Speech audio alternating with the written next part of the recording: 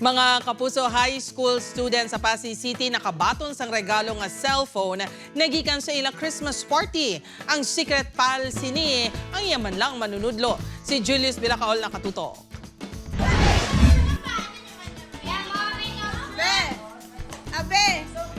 Excited samtang nagabukas ang regalo nga iya na baton, nagikan sa iya secret pal o kon SP.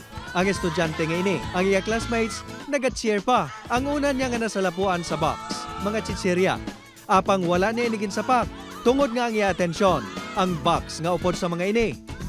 Dali-dali man sini nga ginbuksan ang box. Kag sa nahisayran, nga cellphone ang sulod, ini anangin emosyonal.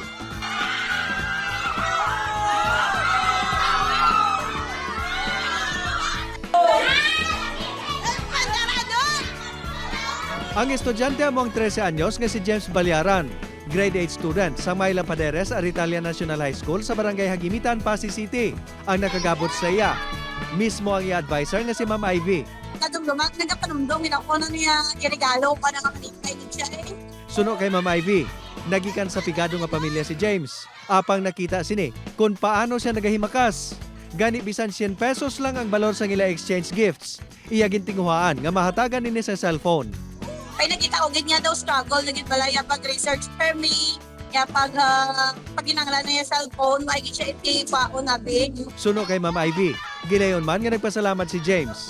Ginkalipay naman sang iloy ni James ang regalo nga iya na baton. Siyempre sir, nalipay man sir kay na ano na yan, handom na sa gift na sir, gati pang-tipon, panaad kami sa niya mabaklan sa cellphone, garin hindi ginamon man sakto lang abis allowance nanda.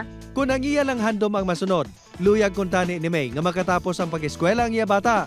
Apang aminado ini, nga dako nga panghangkat sa ilang kapigaduhon. Mabudakid sir ay tama lang abis sa papa na yan nagaobra sa kampo, ay way man kami sa mga umaw, ay man kami sa mga lupa. Magluwas kay James ang iban pa sini nga classmates sa nakabaton man sa mga regalo nga panapton nagikan kay Ma'am Ivy. Upod kay Hans Desierto, Julius Bilacaol. 1. Western Visayas.